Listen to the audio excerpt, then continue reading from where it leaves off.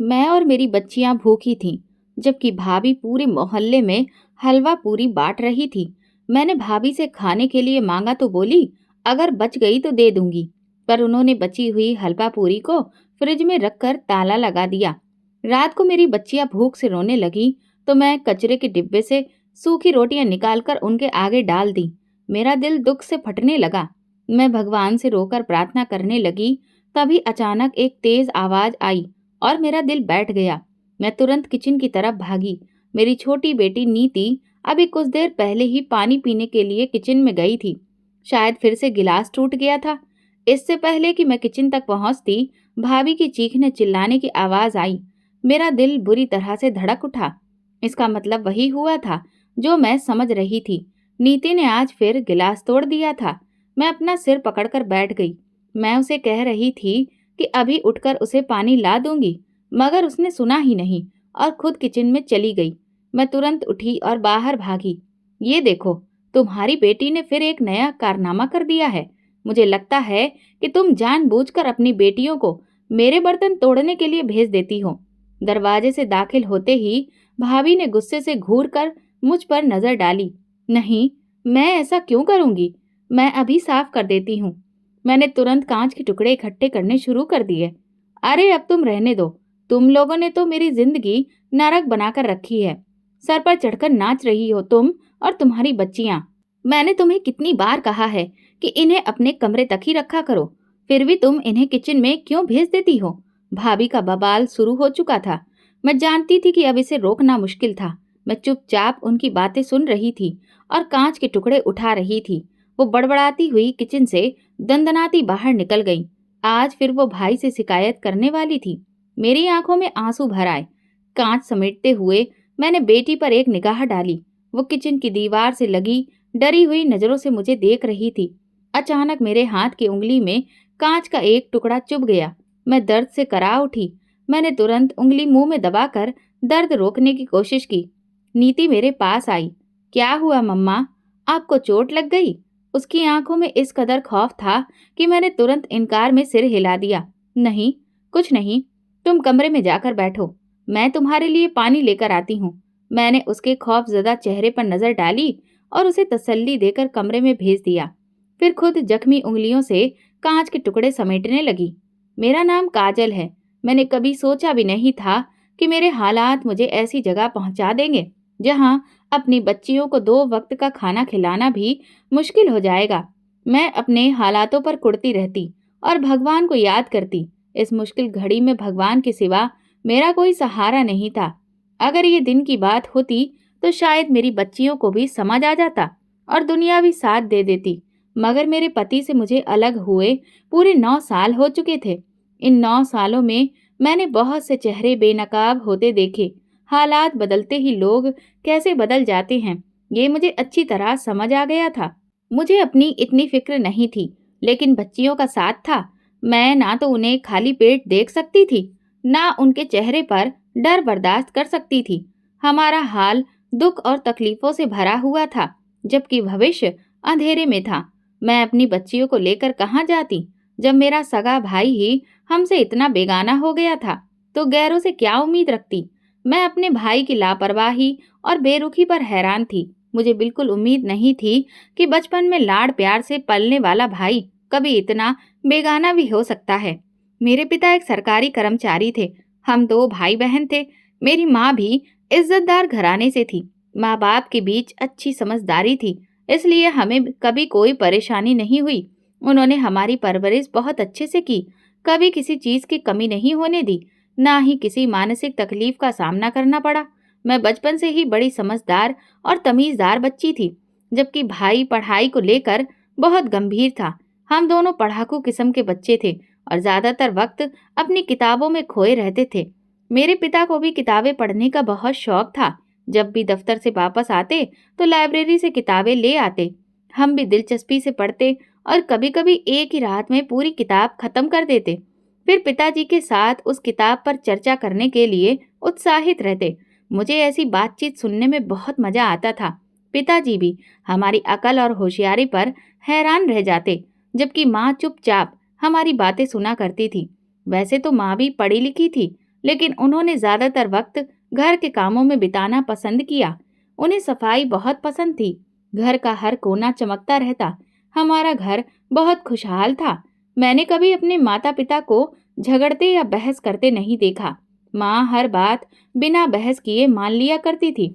चूंकि पिताजी सरकारी नौकरी में थे, उनका तबादला अक्सर हो जाता था। वजह ये थी कि वो रिश्वत और सिफारिश को पसंद नहीं करते थे। जब भी किसी बड़ी फाइल को आगे बढ़ाने की सिफारिश आती, तो वो साफ मना कर देते, जब इसका नंबर आएगा तभी ये फाइल आगे जाएगी। इससे नाराज होकर अधिकारी उनका तबादला करवा देते और अगले कर्मचारी से वही काम आसानी से करवा लेते। पिताजी कहते थे, मुझे ट्रांसफर करवाना मंजूर है, लेकिन नरक में जाना नहीं। मैं कोई ऐसा गलत काम नहीं करूंगा जिससे मुझे अपने वजूद से नजर मिलाने में शर्म आए। मैं पिताजी की इन बातों से हमेशा सहमत रहती थी, लेकिन मेरा भाई इससे तंग आ चुका था। आप ऐसा क्यों करते हैं? आप अपने आप को बेवजह मुश्किल में डालते हैं। सिफारिश करने वालों का काम तो आगे आने वाला कोई भी कर देता है। पिताजी उसे समझाने के लिए लंबी बहस करते, लेकिन भाई खामोश हो जाता। पता नहीं उसकी समझ में आता भी था या नहीं, लेकिन वो विरोध नहीं करता। वक्त गुजरने का पता ही नहीं चला, ना हालात बदलने का। पिताजी ने धूमधाम से भाई की शादी एक इज्जतदार घराने में कर दी। उन्होंने अपने ही सहकर्मी की बेटी से भाई का रिश्ता तय किया था। पिताजी की उनके साथ बहुत गहरी दोस्ती थी और इसलिए वो इस दोस्ती को रिश्तेदारी में बदलना चाहते थे। पिताजी के दोस्त भी उनकी ही तरह ईमानदार और नेक दिल इंसान थे। भाई इस शादी से बहुत खुश था। भाई की पत्नी बहुत खूबसूरत और मिलनसार लड़की थी। उसने घर में आते ही सबको अपना बना लिया था। उसका बोलने का तरीका इतना अच्छा था कि मम्मी पापा घंटों उसकी बातें सुनकर खुश होते। वो मम्मी पापा के सामने भी खूब हंसी मजाक करती थी। भाई की पत्नी के आने से घर में मेरी अहमियत कुछ कम हो गई थी। हालांकि मैं इस घर की बेटी थी, मगर घर में सारी प्रमुखता भाभी को ही मिलने वाली थी। शायद मुझे ही ऐसा महसूस होता था, जबकि हकीकत शायद ऐसी नहीं थी। भाई भी अपनी पत्नी के आगे पीछे ही घूमते रहते। भाभी ने कुछ ही दिनों में भाई को अपना दीवाना बना लिया था। शादी के कुछ समय बाद भाभी भाई की पसंदीदा पत्नी ही नहीं, बल्कि उसकी मोहब्बत में भी बदल चुकी थी। भाई अक्सर उसे बाहर खाना खिलाने ले जाते। वो मम्मी पापा के सामने भी बिना किसी झिझक के भाई से बातें करती रहती। माना कि वो भाई की पत्नी थी, लेकिन फिर भी उसे अपने खुले अंदाज में कुछ तो संकोच महसूस होना चाहिए था। मुझे उसकी कुछ बातों और हरकतों पर ऐतराज था, लेकिन मैं उसे रोकने या कुछ कहने वाली कौन होती थी। मैं उसे नजरअंदाज करके अपनी पढ़ाई पर ध्यान देने की कोशिश करती। भाई की शादी के बाद मम्मी पापा ने मेरी शादी की बात भी शुरू कर दी। अनुराग पापा के ही दूर के रिश्तेदार की बहन का बेटा था। वो हाल में ही पुलिस विभाग में भर्ती हुआ था। अनुराग एक पढ़ा लिखा और अच्छे व्यक्तित्व वाला नौजवान था। उसकी माँ खुशी खुशी मेरे लिए अपने बेटे का रिश्ता लेकर आई थी, तो पापा भी हैरान रह गए। वो ना जाने कितने सालों बाद हमारे घर आई थी। इस रिश्ते में कोई बुराई नहीं थी। अनुराग पढ़ा लिखा अच्छा इंसान था, अपनी माँ का इकलौता बेटा था और उसकी नौकरी भी अच्छी थी, जिसमें तरक्की की संभावनाएं थीं। ऐसे में मम्मी पापा इस रिश्ते से इनकार क्यों करते? माँ ने मेरी पसंद पूछी, तो मेरी पसंद हमेशा मेरे माता पिता की पसंद से ही जुड़ी रही थी। मैं ऐसी लड़की नहीं थी जो अपनी मर्जी से कोई इश्क चलाती। मैंने माँ को साफ कह दिया कि जैसा वो चाहे वो मेरी जिंदगी का फैसला कर सकती है। माँ ने मेरा जवाब सुना तो मेरी नज़र उतारने लगी और अगले महीने ही शादी की तारीख तय कर दी। मैं बड़े दुखी दिल से शादी की तैयारियों में व्यस्त थी। माँ बाप का घर छोड़कर जाने का दुख बहुत ज्यादा था। मैं जानती थी कि हर लड़की को एक दिन विदा होना पड़ता है, मगर फिर भी मेरा दिल बेचैन था। मैंने इस घर में कई साल गुजारे थे। अब एक पल में वो सब कैसे भूल जाती? जैसे जैसे शादी का दिन करीब आ रहा था, मेरा दिल उदास होता जा रहा था। भाभी को हंसते मुस्कुराते घर में इधर उधर घूमते देख मैं हैरान होती। उन्होंने बहुत जल्दी घर के माहौल और घर वालों को अपना बना लिया था, जबकि मुझे नहीं लगता था कि मैं इतनी जल्दी अपने अपनों को भूलकर नए घर को अपना पाऊंगी। माँ जब भी मेरे पास बैठती तो मेरी उदास शक्ल देखकर मुझे समझाने लगती। मैं चुपचाप माँ का चेहरा देखती।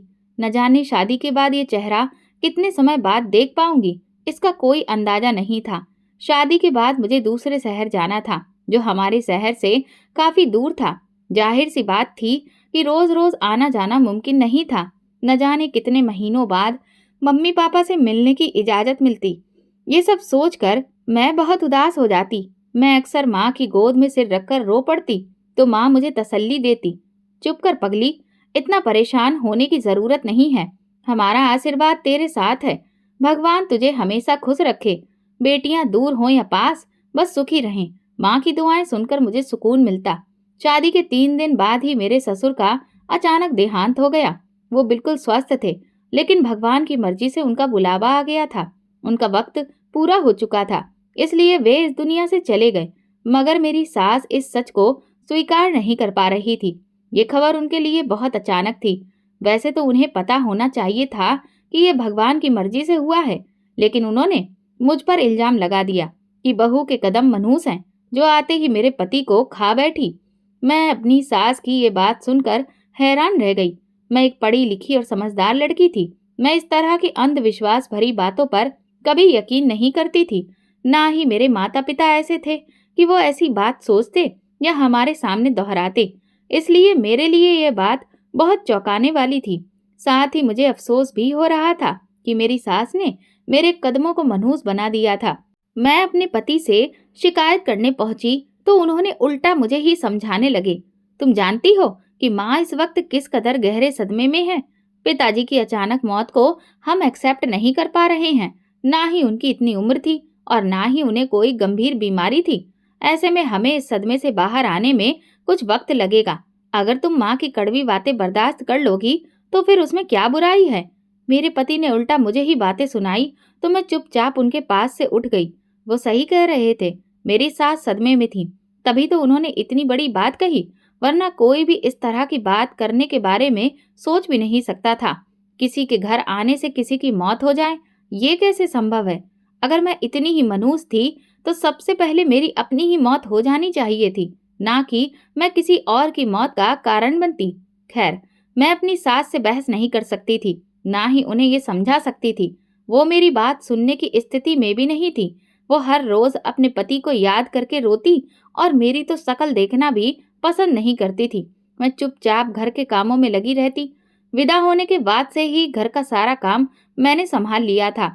अभी मेरी शादी को पहला हफ्ता ही हुआ था और मैं घर के कामों में व्यस्त थी। मेरी सास अपने पति की मौत का सदमा लिए सारा दिन कमरे में पड़ी रहती और मैं घर के काम निपटाती। मुझे घर के काम काज करने नहीं आते थे, क्योंकि ज्यादातर काम मेरी माँ ही करती थी और भाभी के आने के बाद भाभी ने संभाल लिया था। मैं सिर्फ अपनी माँ के साथ कामों में हाथ बटाया करती थी।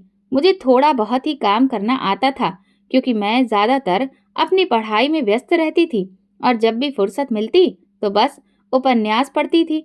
माँ ने काम को लेकर कभी मुझ पर ज्यादा जोर नहीं दिया। उनका कहना था कि जब सिर पर जिम्मेदारी आएगी तो खुद ब खुद सब आ जाएगा। माँ की बात बिल्कुल सही थी। मैं कुछ ही समय में घर के कामों में माहिर हो गई थी। शुरुआत में मेरे पति को मेरे हाथ का खाना पसंद नहीं आता था और मेरी सास भी खाने में कमियां निकालती थी, लेकिन धीरे धीरे मैंने सब सीख लिया। मैं अक्सर फोन पर माँ से भी राय लेती थी। माँ के हाथ का खाना बहुत लजीज होता था और पूरे परिवार में उनके पकवान मशहूर थे। माँ मेरी बहुत मदद करती थी। शादी के बाद सही मायने में मेरी मुश्किलें शुरू हुई थी और मैं इन मुश्किलों से पार पाने की पूरी कोशिश करने में लगी थी। मेरे पति मुझसे खिंचे खिंचे रहते थे। मेरी सास मेरे खिलाफ उनके कान भरती रहती थी। मैंने कई बार अपनी सास के मुंह से अपनी बुराई सुनी थी, लेकिन मैंने उनकी परवाह करना छोड़ दिया था। मैं अपनी तरफ से उनकी इज्जत और सेवा करती, मगर उनसे कोई उम्मीद नहीं रखती थी। मुझे ऐसा लगता था कि मेरी सास मुझसे कभी भी सच्चे दिल से नहीं जुड़ पाएगी, क्योंकि उन्होंने मुझ पर इतना बड़ा इल्जाम लगाया था। उसके बाद उनसे किसी अच्छाई की उम्मीद नहीं रखी जा सकती थी। मैंने अपनी सास की कोई भी बात अपने पति को बताने की कोशिश भी नहीं की थी। मैंने उन्हें उनके हाल पर छोड़ दिया था और अपनी दुनिया में दिल लगा लिया था। मैं घर के काम निपटा कर उन किताबों में खो जाती जो मैं अपने मायके से लाई थी। इससे मेरा वक्त अच्छा गुजर जाता था। मेरे पति ज्यादातर व्यस्त रहते और काम के सिलसिले में घर से बाहर ही रहते थे। हमारे बीच वो आपसी अंडरस्टैंडिंग नहीं थी जो मेरे मम्मी पापा के बीच थी। मैं कभी-कभी हैरान होकर सोचती कि क्या पति-पत्नी के बीच ऐसा रिश्ता भी होता है। मेरे पति खुद से मुझसे बात नहीं करते थे और हर वक्त गुस्से में भरे रहते, तो मैं भी डर के मारे उनसे ज्यादा बातचीत नहीं करती थी और अपने कामों में ही लगी रहती थी। उनके इस गंभीर स्वभाव के कारण मैं उनके ज्यादा करीब नहीं हो पाई थी। मैं अपनी दुनिया में खुश थी। मैं कोशिश करती थी कि मेरी सास और पति दोनों को मुझसे कोई शिकायत ना हो। धीरे धीरे मेरी कोशिशें रंग लाने लगी।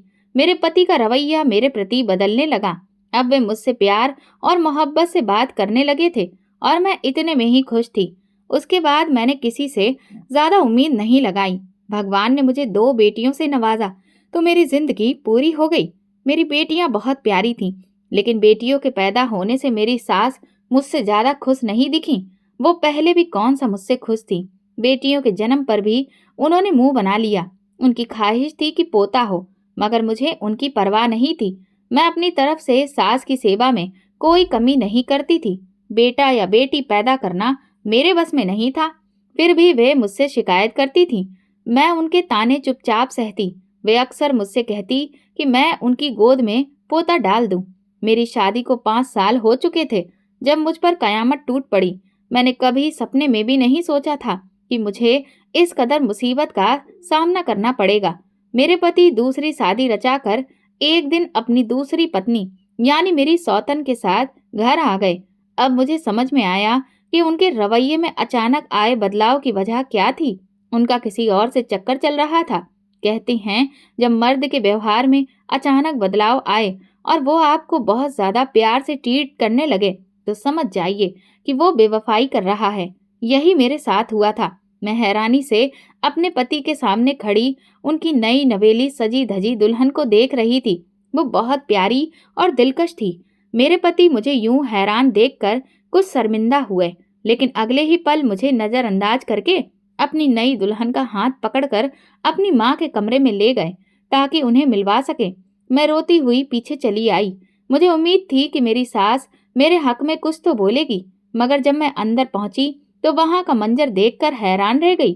मेरी सास अपने बेटे की दूसरी पत्नी की बलाएं ले रही थी और उसे ढेर सारी दुआएं दे रही थी। दरअसल अनुराग मुझसे पहले ही किसी और से शादी करना चाहता था, लेकिन मेरी सास ने जबरदस्ती उसकी शादी मेरे साथ कर दी थी। वो अनुराग के कॉलेज की मोहब्बत थी। ये सारी दास्तान मेरी सास मुझे खुशी खुशी सुना रही थी। मैं चुपचाप कमरे में चली आई। कमरे में आकर मेरे सब्र का बांध टूट गया। मैंने उन लोगों की कितनी सेवा की और उसका सिला मुझे इस तरह मिला कि मुझ पर सौतन को लाकर बैठा दिया गया। अगर मेरी सास के अंदर थोड़ी सी भी शर्म या गैरत होती तो वे कम से कम इस मौके पर मेरा साथ देती, लेकिन वे तो मुझे ब्याह कर लाने के पहले दिन से ही मेरी दुश्मन बनी हुई थी। मुझे समझ नहीं आता था कि भगवान जाने उन्हें मुझसे क्या दुश्मनी थी। अगर उनका बेटा खुश नहीं था और वो कहीं और शादी करना चाहता था तो पहले ही उस लड़की से शादी करने देती। मेरी जिंदगी बर्बाद करने की क्या जरूरत थी। मैंने अपने मम्मी पापा को अभी तक अपनी सास और पति के रवैये के बारे में कुछ नहीं बताया था, लेकिन अब ये सब हद से बाहर हो चुका था। उन लोगों ने मेरे सब्र और खामोशी का नाजायज फायदा उठाया था। शायद उन्होंने ये सोच लिया था कि जो भी जुल्म करेंगे मैं चुपचाप बर्दाश्त कर लूंगी, और सच में अब तक मैं बर्दाश्त कर भी रही थी। लेकिन अब ये सब मेरे सब्र से बाहर था। आखिर मैं 2 बच्चियों की माँ थी और मेरा पति तो मुझे पहले से ही नजरअंदाज करता था।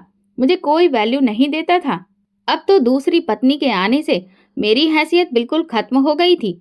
अगर मुझे बिना पति के ही रहना था तो फिर मैं यहाँ क्यों रहती। मैं अपनी जिंदगी अपनी मर्जी और खुशी से भी तो गुजार सकती थी। ये सोचते हुए मैंने अपने पिता को फोन कर दिया। वे मुझे तुरंत लेने चले आए। वे यहाँ की हालत जानकर हैरान थे। उन्हें यकीन नहीं आ रहा था कि मैं इतने समय तक सब कुछ झेलती रही। मैंने अपने पिता को एक एक बात बता दी। मेरे पिता ने मेरे पति से शिकायत की तो वो उल्टा मेरे पिता पर गुस्सा करने लगा।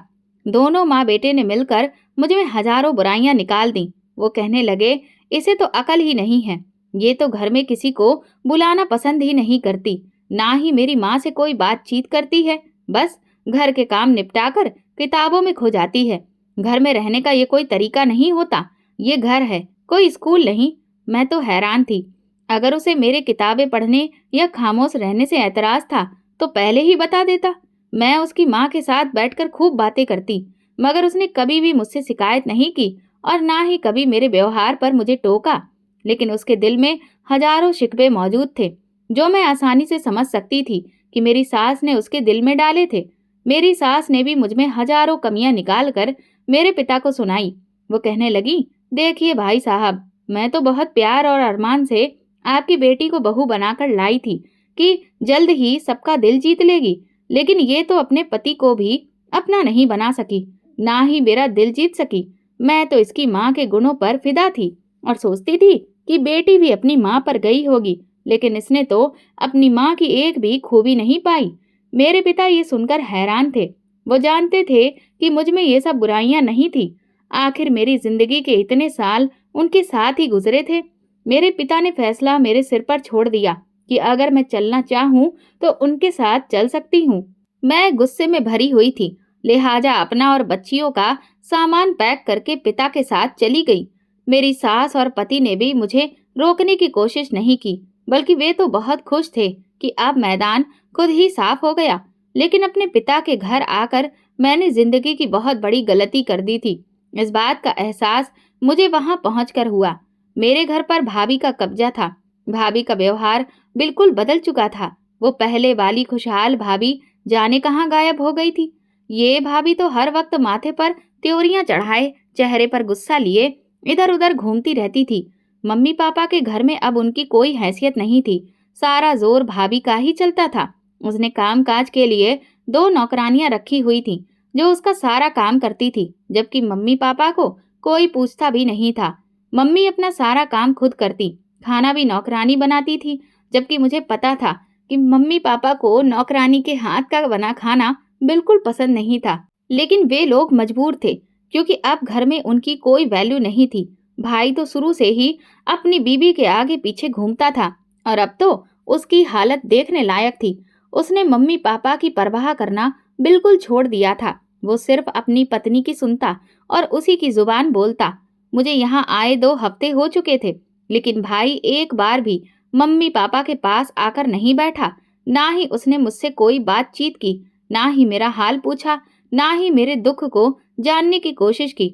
वो अपनी पत्नी के साथ कमरे में घुसा रहता। मैं हैरान थी कि मम्मी पापा ने इस बेटे को इतने प्यार से पाला था और वो शादी के 1 साल में ही ऐसा बदल गया। एक मेरा पति था जो आज तक मेरा नहीं बना, और एक मेरा भाई था जो अपनी पत्नी के पीछे ही लगा रहता था। दुनिया में ऐसे मर्द भी मौजूद होते हैं, ये सोचकर मैं हैरान थी। मुझे अच्छी तरह एहसास हो गया था कि मुझे अपनी जगह नहीं छोड़नी चाहिए थी, बल्कि मुझे अपने पति के घर पर ही रहना चाहिए था। मैंने अपने पिता के घर आकर अपने बच्चों को भी उनके पिता के साए से अलग कर दिया था। वैसे तो मेरा पति अपनी बच्चियों पर कोई ध्यान नहीं देता था, मगर फिर भी घर में उसका साया तो मौजूद था। जबकि यहाँ आकर मेरी बच्चियां बिल्कुल बेसहारा होकर रह गई थी। मेरे भाई भाभी का व्यवहार भी उनके साथ अच्छा नहीं था।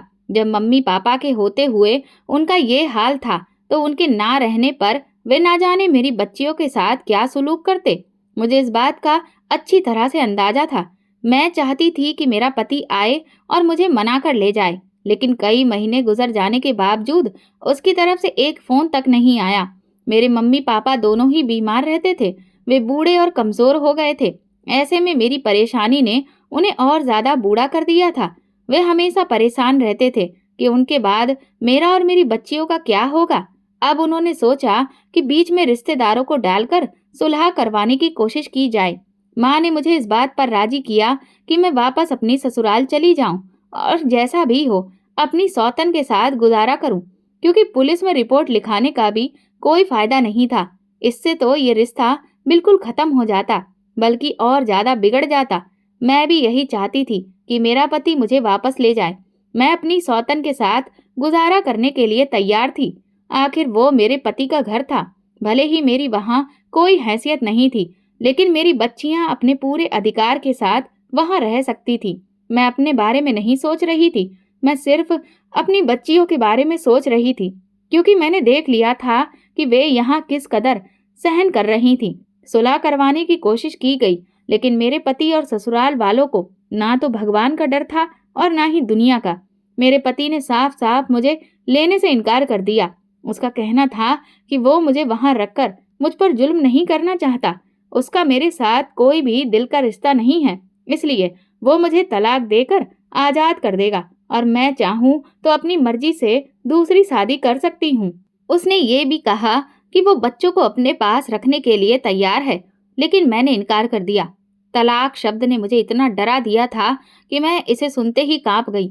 मैंने अपने पिता को तुरंत मना कर दिया कि मुझे तलाक नहीं चाहिए। मैं जैसी भी हूँ अपनी जिंदगी गुजार लूंगी और कभी अपने पति को मजबूर नहीं करूंगी कि वो मुझे लेने आए।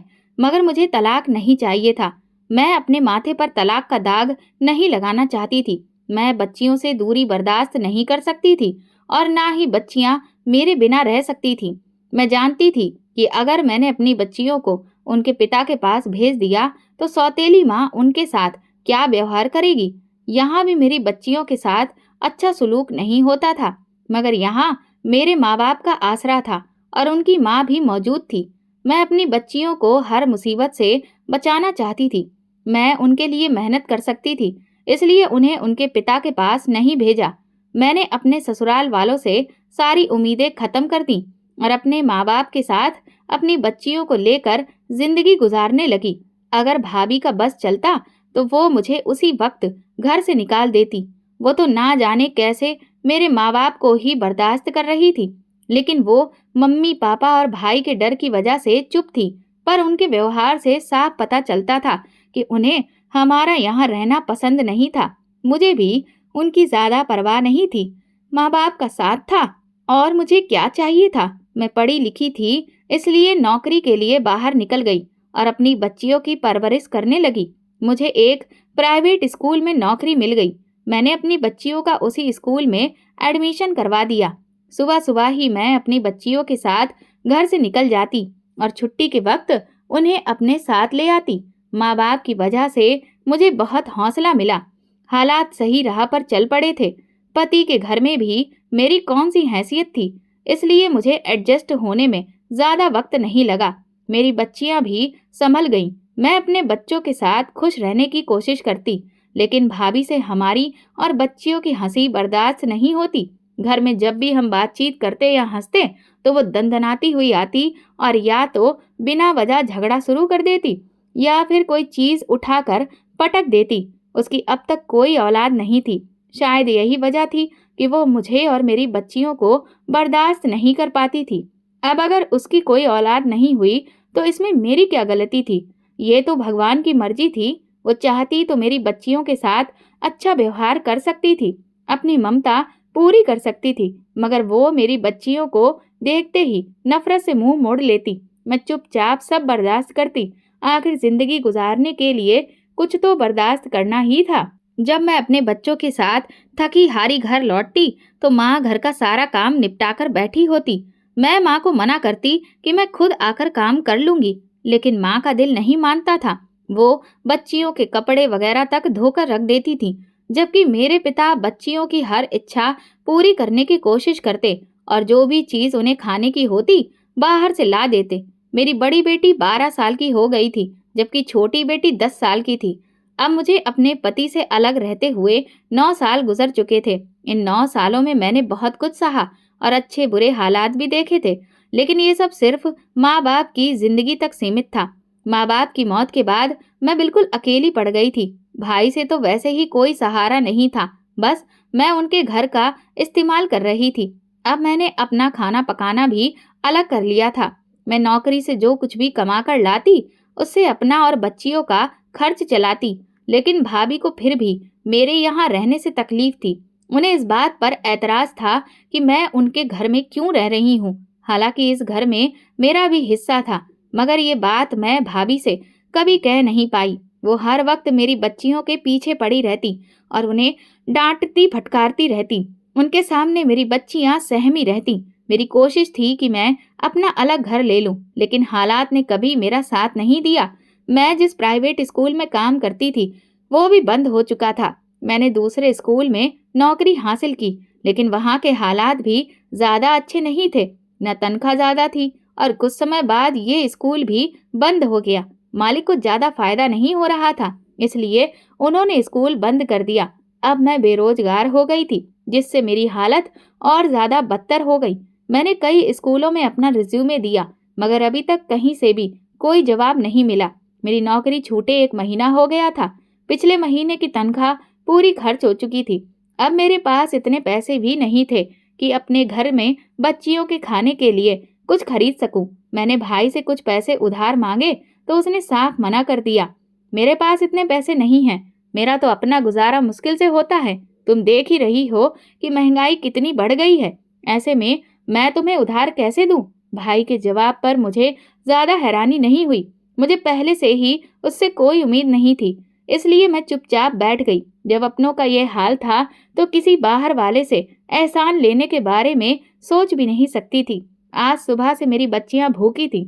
उन्होंने कुछ भी नहीं खाया था। भाभी ने पूरे मोहल्ले में पूजा की हलवा पूरी बांटी थी। उसकी खुशबू पूरे घर में फैल गई थी। मेरी बच्चियां भी मेरी तरह खामोश थीं, मगर इस खाने की खुशबू से बेचैन हो रही थीं। वे हलवा पूरी खाना चाहती थीं। मुझे उम्मीद थी कि भाभी जब मोहल्ले में हलवा पूरी बांट रही हैं तो अपनी ननद और उनकी बच्चियों का भी ख्याल रखेंगी। लेकिन शाम तक भी भाभी की तरफ से हलवा पूरी नहीं आई तो मैं खुद ही किचन में चली गई और ना चाहते हुए भी अपनी बच्चियों के लिए हलवा पूरी मांगने लगी। भाभी बोली, अभी मैं बांट रही हूँ, अगर बचेगी तो दे दूंगी। भाभी ने खुद से ये कहा तो मैं चुपचाप वापस लौट आई। भाभी की तरफ से हलवा पूरी आने की उम्मीद ही रही। उन्होंने एक प्लेट भी नहीं भेजी, बल्कि बची हुई हलवा पूरी फ्रिज में रखकर ताला लगा दिया। अगर वे जरा सी मेरी बच्चियों के मुंह में डाल देती तो उनका क्या चला जाता। लेकिन उनके जहन में तो गुरूर और गुस्सा सवार था, जिसका कोई इलाज नहीं था। मैं सिवाय सब्र के और क्या कर सकती थी। बच्चियां भूख से रोने लगी। उन्होंने सारा दिन कुछ नहीं खाया था। मेरे पास ऐसा कुछ भी नहीं था जो मैं उन्हें खिला पाती। मैं बहुत बेचैन थी। बेचैनी से फिर से किचन में गई कि शायद कुछ खाने को मिल जाए। मैंने सारे बर्तन उलट पलट कर देख लिए, मगर वहां खाली बर्तनों के सिवा कुछ नहीं था। आखिर में मैंने कचरे के डिब्बे से कुछ सूखी रोटियां निकाली और बच्चियों के सामने रख दी। मेरी बच्चियां उन सूखी रोटियों पर टूट पड़ी और उनमें ही अपनी खुशी तलाशने लगी, जबकि मैं एक कोने में बैठकर आंसू बहाने लगी। मेरा दिल फटने लगा था। मुझे कुछ समझ में नहीं आ रहा था। मैं भगवान से शिकायत करने लगी कि उसने मुझे इस हालत में अकेला कैसे छोड़ दिया। मैं इस काबिल भी नहीं थी कि अपनी बच्चियों को 2 वक्त की रोटी खिला सकूं। मेरे साथ सभी लोगों ने गलत किया था। भाई भाभी ने भी मेरा साथ नहीं दिया। मैं भगवान के आगे फूट फूट कर रोने लगी। मेरे आंसू थमने का नाम नहीं ले रहे थे। आज मैं बहुत बेचैन थी। मेरी बच्चियां वे सूखी रोटियां खाकर सो चुकी थी। उनके मासूम चेहरों को देखकर मेरा दिल डूबने लगा। मैं सारी रात भगवान से प्रार्थना करती रही। सुबह अचानक दरवाजे पर दस्तक की आवाज सुनकर मैं चौंक गई। इतनी सुबह कौन आ गया? मैं हैरानी से दरवाजे की तरफ बढ़ी। भाई भाभी अभी सो रहे थे। मैंने आगे बढ़कर दरवाजा खोला तो सामने अपने पति को खड़े देखकर मैं हैरान रह गई। मैंने शॉक्ड नजरों से उसे देखा, जबकि वो शर्मसार सा खड़ा था। अंदर आने के लिए नहीं कहोगी? वो धीरे से बोला। मैं चुपचाप एक तरफ हो गई। वो धीमे कदमों से अंदर आया और आंगन में पड़ी चारपाई पर बैठ गया। उसके हाथ में बड़े बड़े बैग थे जो काफी चीजों से भरे हुए थे। मेरी बच्चियां कहाँ हैं? उसने शॉपिंग बैग जमीन पर रखते हुए इधर उधर देखा। वो अंदर सो रही हैं। मैं बहुत हैरान थी। मुझे बिल्कुल भी अंदाजा नहीं था कि वो अचानक यहाँ आ सकता है। हम दोनों एक दूसरे के सामने चुपचाप कितनी देर बैठे रहे। मेरे पास ना तो माफी मांगने की हिम्मत है, ना ही शब्द। मैं इस काबिल नहीं कि मुझे माफ किया जा सके। मैंने तुम्हारे और अपने बच्चों के साथ बहुत गलत किया। काश मुझे उस वक्त इतनी अकल होती, मगर तब मैं जवानी के नशे में डूबा था। मैं अपने कॉलेज की साथी नंदिनी को पसंद करने लगा था और उसके इश्क में पागल था। लेकिन माँ चाहती थी कि मैं अपने परिवार की लड़की से शादी करूं। मैंने उन्हें नंदिनी से मिलवाया, लेकिन वे उसे कोई खास पसंद नहीं आई और उन्होंने जबरदस्ती मेरा रिश्ता तुमसे तय कर दिया। मैं शादी के लिए तैयार नहीं था, लेकिन माँ का इकलौता बेटा होने के नाते दब गया और मुझे माँ की बात माननी पड़ी। अगर मैं अपनी मर्जी से शादी कर लेता तो मेरी माँ पर क्या गुजरती? वो अपने अरमान किस तरह पूरे करती? बस यही सोचकर मैंने तुमसे शादी के लिए हामी भर दी। माँ तुम्हें बड़े अरमानों से विदा कर लाई थी, मगर मेरा दिल तुम्हारी तरफ से उखड़ा हुआ था। मैंने माँ को साफ बता दिया था, लेकिन माँ का कहना था कि शादी के बंधन में बड़ी ताकत होती है।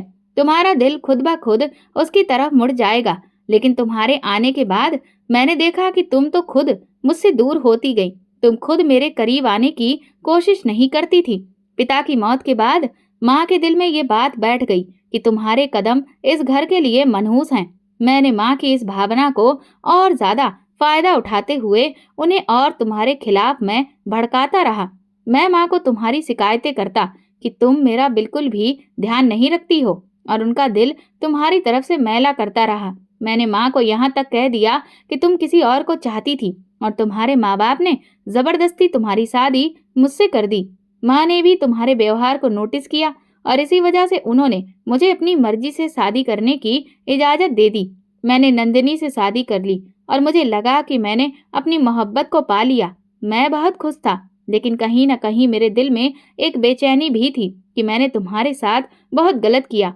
इसलिए मैं चाहता था कि तुम्हें आज़ाद कर दूं, ताकि तुम अपनी मर्जी से जिंदगी गुजार सको। मैं बच्चियों को अपने पास रखना चाहता था, लेकिन मुझे अंदाजा था कि मैं उनका वैसा ख्याल नहीं रख पाऊंगा जैसा तुम रख सकोगी। मैं उन्हें सौतेली माँ के रहमो करम पर नहीं छोड़ सकता था। माँ की बात बिल्कुल सही निकली थी। नंदिनी इस तरह से घर को नहीं संभाल पाई जैसे तुमने संभाला था। उसको बस घूमने फिरने और सजने संवरने का शौक था। उसने घर की हालत बहुत बुरी कर दी थी। माँ मुझसे लफ्जों में शिकायतें करने लगी, मगर मैं नंदिनी को क्या कहता? वो तो मेरी ही मोहब्बत थी। मैं उसकी हर बात मान लिया करता था। भगवान ने मुझे 2 बेटे दिए, और मैं अपनी पहली बच्चियों को भूलता गया। लेकिन बेटों के आने के बाद मेरे और नंदिनी के झगड़े शुरू हो गए। वो जिम्मेदारियों से घबरा गई थी। उसका कहना था कि उसे इतना काम नहीं होता। माँ बीमार थी, और जब मैंने उन्हें घर के कामों में लगा देखा तो मैं नंदिनी से झगड़ने लगा। माँ के देहांत पर मैं बहुत दुखी था। अभी मैं माँ के जाने के सदमे से संभल भी नहीं पाया था कि मेरी पत्नी और दोनों बेटे स्कूल से आते हुए गाड़ी की टक्कर लगने से हादसे का शिकार हो गए। मेरी पत्नी ने मौके पर ही दम तोड़ दिया। वो बेटों को बचाते हुए खुद गाड़ी की चपेट में आ गई। मेरे बेटों को मामूली चोट आई, लेकिन वे अपनी माँ के बिना बिल्कुल टूट गए। मुझे अच्छी तरह एहसास हो गया कि माँ बाप के बिना बच्चों को पालना कितना मुश्किल होता है। माँ और बाप दोनों ही बच्चों के लिए जरूरी होते हैं। जब मुझे ये एहसास हुआ कि तुमने किस तरह मेरी बच्चियों को अकेले संभाला, तो मेरा दिल पिघल गया। मैंने तुम्हारे माँ बाप को बच्चियों के लिए खर्च भेजने की बात की थी, लेकिन उन्होंने गुस्से में मना कर दिया था।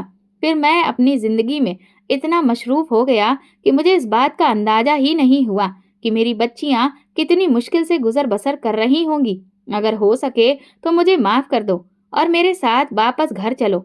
मैं गुजरे सालों की तकलीफ तो कम नहीं कर सकता, लेकिन वादा करता हूँ कि आने वाले वक्त में तुम्हें और अपनी बेटियों को किसी भी तरह की कोई कमी नहीं होने दूंगा। मैं अपने बेटों की परवरिश के लिए तीसरी शादी भी कर सकता हूँ, मगर मैं जानता हूँ कि कोई भी औरत उन्हें अपनी औलाद जैसा प्यार नहीं दे सकेगी, सिवाय तुम्हारे। मुझे तुम्हारी फितरत का अच्छी तरह से अंदाजा है। मैंने तुम्हारे साथ जो कुछ किया, उसके बावजूद भी मुझे पूरी उम्मीद है कि तुम मेरे बेटों को अपना लोगी। अनुराग की आंखों में आंसू थे, जबकि मैं कुछ भी बोलने के काबिल नहीं थी। मेरी बच्चियां भी आंखें मलती हुई कमरे से बाहर निकल आई थी। वे हैरानी से अपने पिता की तरफ देख रही थी। ये तुम्हारे पापा हैं? मैंने उंगली से उनके पिता की तरफ इशारा करके उन्हें उनकी हैरानी को कम करने की कोशिश की, मगर उनकी आंखें और भी बड़ी हो गईं।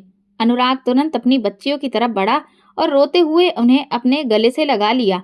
वो उनके लिए ढेर सारा खाने पीने का सामान लाया था। बच्चियां कुछ ही देर में उससे घुल मिल गईं। वे मजे से अपने पिता की लाई हुई चीजें खाते हुए बेफिक्री से हंस रही थीं। उनके चेहरों पर आज न जाने कितने अरसे के बाद खुशी थी, वरना इससे पहले तो मैंने हमेशा उनके चेहरे पर सिर्फ डर देखा करती थी। भाई भाभी भी कुछ देर में जाग गए। वे अनुराग को देखकर हैरान रह गए। मैंने अब तक अनुराग की किसी बात का कोई जवाब नहीं दिया था। मेरे पास शिकायतों की एक लंबी लिस्ट थी। अनुराग ने अपनी कहानी तो सुना दी थी, मगर मेरी कहानी सुनने के लिए एक बार भी नहीं कहा था। उसका ज़मीर उसे धिक्कार रहा था, इसलिए वो अपने ज़मीर को खुश करने के लिए चला आया था। मेरा फैसला तो तय था। मुझे अपनी बच्चियों की खातिर वापस जाना ही था। वहां उनका पेट भर खाना और पिता का प्यार उन्हें दोनों ही मिल जाता। अनुराग को देखते ही भाभी का व्यवहार अचानक बदल गया। वो जल्दी से नाश्ता बनाने किचन में चली गई। कुछ ही देर में उनकी नौकरानियां भी आ गईं और उन्होंने नाश्ता मेज पर लगा दिया। मैं भाभी के व्यवहार पर हैरान थी। मैं कल सुबह से भूखी थी, इसलिए नाश्ते पर टूट पड़ी। तुमने कोई जवाब नहीं दिया। क्या तुम नई जिंदगी की शुरुआत के लिए मुझे एक और मौका दोगी? अनुराग ने मेरे सामने अपना हाथ फैलाया। मैंने बिना सोचे उसका हाथ थाम लिया और उठ खड़ी हुई। मेरे मुंह से अपने आप ही भगवान के लिए धन्यवाद निकला। मैंने अपना और बच्चियों का सारा सामान समेटा और फिर मैं अनुराग के साथ नई जिंदगी की तरफ बढ़ गई। अगर आपको हमारी कहानी पसंद आई हो तो कमेंट करके ज़रूर बताइए। वीडियो को लाइक करें और ज़्यादा से ज़्यादा शेयर करें। अगर आप चैनल पर नए हैं तो सब्सक्राइब ज़रूर करें और नोटिफिकेशन बेल को दबाएं ताकि अगली अपडेट सबसे पहले आपको मिले। धन्यवाद।